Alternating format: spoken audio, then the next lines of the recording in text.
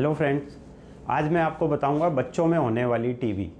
क्योंकि बच्चों में टीबी अगर होती है तो ये ज़्यादा डेंजरस हो जाती है, ज़्यादा ख़तरनाक हो जाती है, मोर्टेलिटी बच्चों में बढ़ जाती है और बच्चों में टीबी को पहचानना मुश्किल भी बहुत होता है।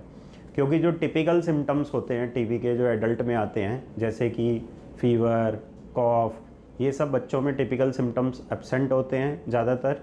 ज़्यादातर एटिपिकल सिम्टम्स होते हैं, जैसे बच्चे बताते हैं कि भूख नहीं लग रही है, थकान सी रहती है, कमज़ोरी रहती है, वीकनेस रहती है, बच्चे जो है एक्टिव ज़्यादा नहीं रहते।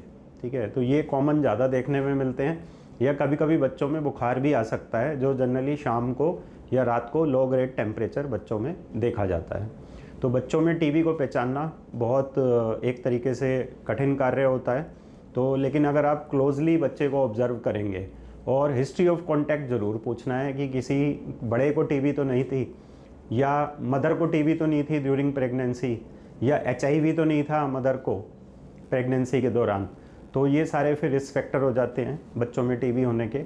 इसके अलावा माल न्यूट्रिशन, जैसे कि न्यूट्रिशन की कमी, ठीक है, बच्चों की इम्यूनिटी वीक होना, अदर कारणों की वजह से अगर बच्चे को कोई और प्रॉब्लम है जिसके लिए स्टेरॉइड की दवाइयाँ चलती हैं, या ओवर क्राउडिंग में बच्चे रहते हैं, अर्बन स्लम्स में बच्चे रहते हैं, प्रोटीन की कमी है, हीमोग्लोबिन की कमी है, तो ये सारे रिस्क फैक्टर्स होते हैं बच्चों में टीबी होने के।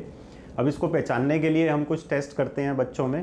मंटूक्स टेस्ट होता है, ठीक है, और इसके अलावा बलगम में टीबी के कीटाणु का जांच हम कर सकते हैं, एएफबी स्टेन, और बलगम में हम जीन एक्सपर्ट नाम का टेस्ट कर सकते हैं। और कई बार जो लिम्फ नोड टीबी होती है, जिसे हम एक्स्ट्रा पल्मोनरी टीबी बोलते हैं, तो उसके लिए हमें सीटी स्कैन भी करना पड़ता है। दोनों लंग्स के बीच में भी कई बार गांठें मिलती हैं या पेट में गांठें मिलती हैं, तो पेट का सीटी स्कैन या अल्ट्रासाउंड भी करना पड़ता है। तो बड़ों के जैसे ये बच्चों में दो प्रकार की होती है, पल्मोनरी टीबी और extra pulmonary TB. Pulmonary TB में वही 6 महीने का कोर्स होता है, वही 4 दवाइयाँ होती हैं, और एक्स्ट्रा पल्मोनरी टीबी में कोर्स लंबा होता है depending on the organ of involvement. इसके अलावा जो पार्टिकल होते हैं उनका साइज़ अगर 5 माइक्रोन से कम का होता है तो वो अंदर चले जाते हैं और वो एल्वेलाई तक पहुंच जाते हैं, और जो बैक्टीरिया होता है माइकोबैक्टीरियम ट्यूबरक्लोसिस का इन्फेक्शन कर सकते हैं। तो पार्टिकल का साइज़ अगर 5 माइक्रोन से कम है तो पॉसिबिलिटी ज़्यादा होती है ट्यूबरक्लोसिस होने की। ओवर क्राउडिंग है, अर्बन स्लम्स हैं, प्रोटीन की डेफिशिएंसी है, विटामिन की डेफिशिएंसी है, तो रिस्क ज़्यादा होता है।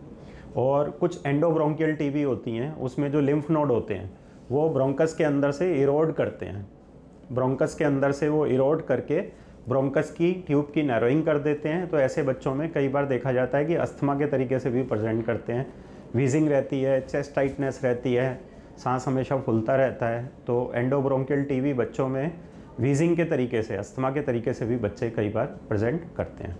तो फ्रेंड्स, आज मैंने आपको बताया बच्चों में टीबी कितनी खतरनाक है, पहचानना कितना मुश्किल है। अपने अगले पार्ट में मैं आपको बताऊंगा कि इसको डायग्नोज कैसे करेंगे और इसका ट्रीटमेंट कैसे करेंगे।